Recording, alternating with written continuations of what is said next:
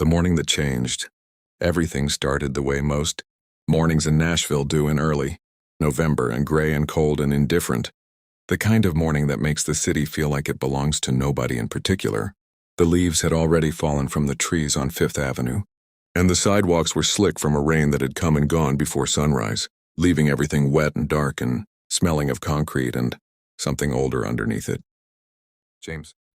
Whitfield was sitting on a bus stop bench he had no intention of using a bus from, wearing a jacket he had bought for $11 at a Goodwill on Charlotte Avenue, and eating a granola bar that tasted like cardboard held together with ambition. He had been doing this, sitting on benches, walking streets, eating whatever cost the least for 9 days. He had 18 more to go. He was 53 years old. He was the founder and chief executive of Whitfield Medical Systems, a healthcare technology company, headquartered in Nashville with offices in 7 states and a valuation that had crossed $2 billion the previous spring. He had a house in Belmead with 4 bedrooms he never used. He had a car that cost more than most people's first homes. He had been on the cover of a regional business magazine 3 times, always photographed in a suit that was pressed to within an inch of its life, always smiling the particular smile of a man who had learned that confidence was also a product you could sell. He had decided to disappear for 27 days because of a conversation he had overheard in his own conference room.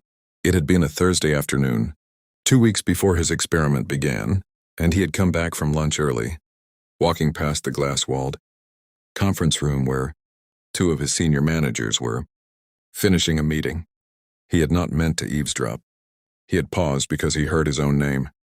One of the managers, and a man James had promoted twice, and was saying that James Whitfield had no idea what real people went through, that he made decisions from 40 floors up without ever seeing the consequences at ground level, that he was, in the exact words James heard through the glass, the kind of man who had confused being successful with being good. James had stood in the hallway for a long moment after the managers left. Then he had walked into his office, closed the door, and sat with those words for the rest of the afternoon. He didn't fire the manager. He didn't defend himself even internally. He just sat with the words and understood, with the particular clarity that comes from hearing an uncomfortable truth delivered without the softening of someone who is trying to protect you, that he needed to find out if they were correct.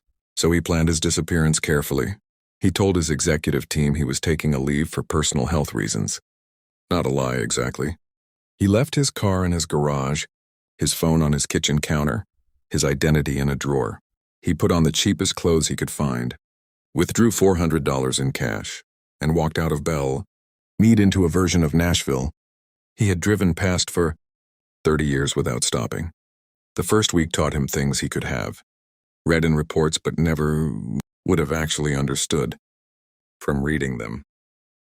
He understood now in his body what it meant to make decisions about food based on price rather than preference. He understood what it meant to sit in a laundromat for 2 hours because you had 2 shirts and one of them needed washing. He understood the specific exhaustion of sleeping somewhere that was never fully quiet, never fully safe, where part of your brain stayed alert all night the way an animal's does in open country. He had stopped trying to draw conclusions too early. He had decided just to watch. On the 9th morning, he found himself on that bus stop bench on Fifth Avenue, finishing his cardboard granola bar, watching the city move through its morning routines. Office workers with coffee cups, delivery trucks, a woman walking a dog so small it seemed to be mostly coat, the ordinary machinery of a city going about its business, enormous and indifferent and somehow beautiful if you watched it long enough. That was when he saw the girl. She was small, 6, maybe 7 years old, James guessed, with dark blonde hair and 2 uneven braids that suggested she had done them herself or with the help of someone who was running late. She was wearing a bright yellow rain jacket over a blue school dress, and she had a backpack shaped like a turtle that was almost as big as she was. She was standing a few feet from his bench with the particular stillness of a child who is looking at something and deciding what to think about it. She was looking at James. He was used to being looked at by this point. Children were often the most direct about it, their stares unfiltered by the social training that teaches adults to look away from people who appear to be struggling. He prepared himself for the question children usually asked, which was some version of "Why are you sitting there, or are you cold?" delivered with the brutal innocence of someone who had not yet learned that some questions are considered rude. Instead, the girl walked toward him with complete confidence, reached into the front pocket of her turtle backpack, and pulled out a small Ziploc bag containing 4 crackers and what appeared to be 3 cubes of cheese. She held it out to him. "I have extra," she said. "My mom always packs too much." James looked at the bag. Then he looked at the girl. Her eyes were very serious and very blue, and there was nothing in them that resembled pity. It was the expression of someone performing a perfectly logical transaction.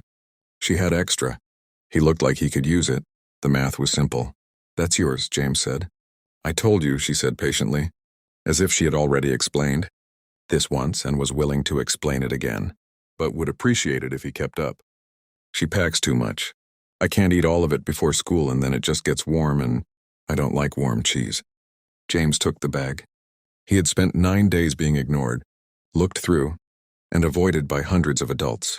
A 6-year-old with uneven braids and a turtle backpack had walked up to him in under 30 seconds and given him the only thing she had to give without making him feel anything except inexplicably seen. "Thank you," he said. She nodded, satisfied, and turned back toward the sidewalk, then paused and turned around. "You should sit in the sun," she said, pointing to a bench about 20 feet away that was catching the thin November light. "It's warmer over there." Then she walked away towards school, with the purposeful stride of someone who had places to be and had already done one good thing before 8. In the morning, James sat on the shaded bench for a long time after she disappeared around the corner. He ate one of the crackers. It tasted like a regular cracker, the kind you could buy in any grocery store. And he was not a sentimental man by nature, but he understood that he was not going to forget this cracker for the rest of his life. He moved to the sunny bench. Over the next 4 days, he came back to that same stretch of Fifth Avenue at the same time each morning, not because he had planned to, but because something in him wanted to understand the context of what had happened.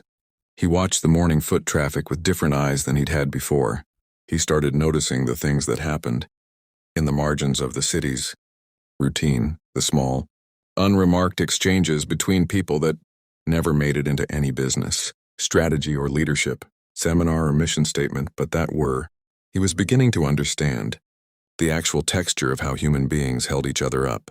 He saw a teenage boy stop and help an elderly woman whose grocery bag had split, staying with her until every apple had been retrieved from the sidewalk.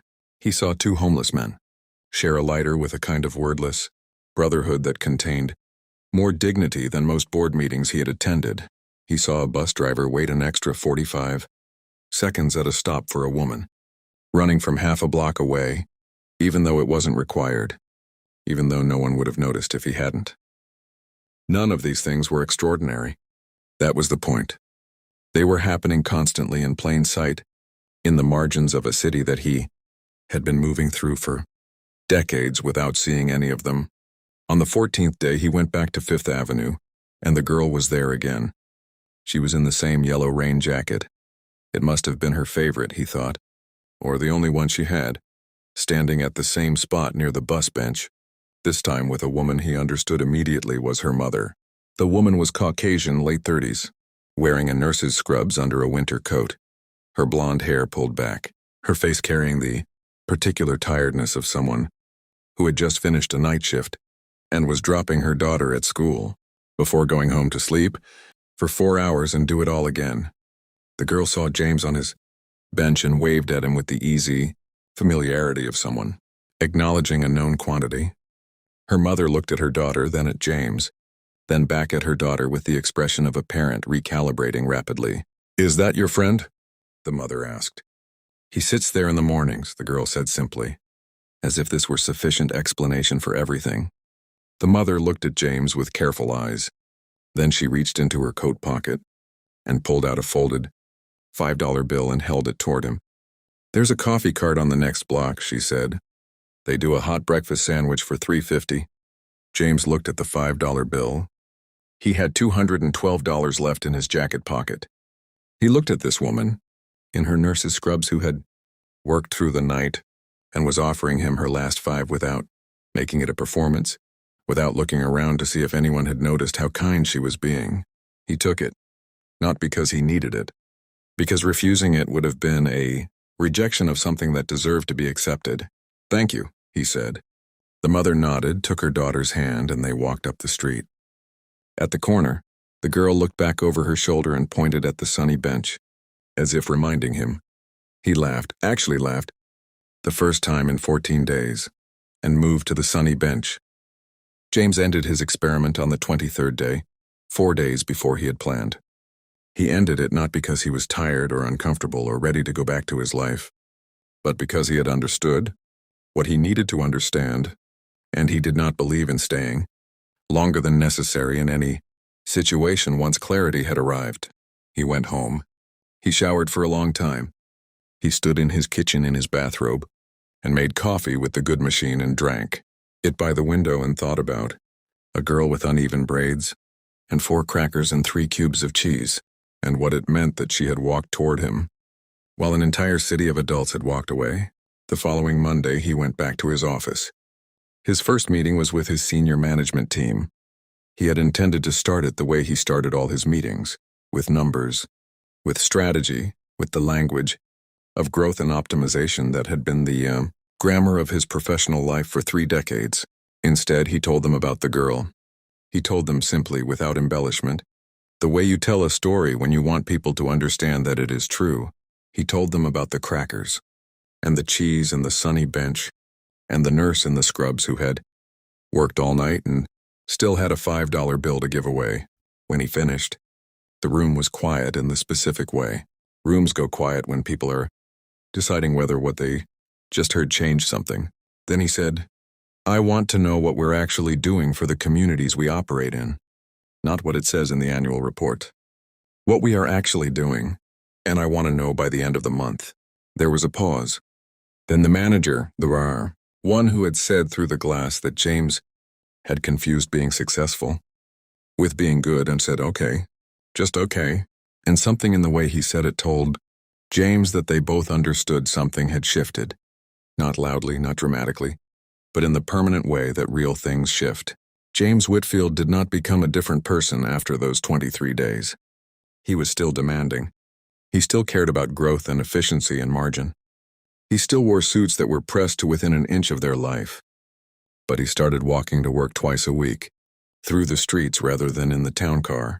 He started a partnership with 3 Nashville public schools that provided technology, resources to students whose families couldn't afford them.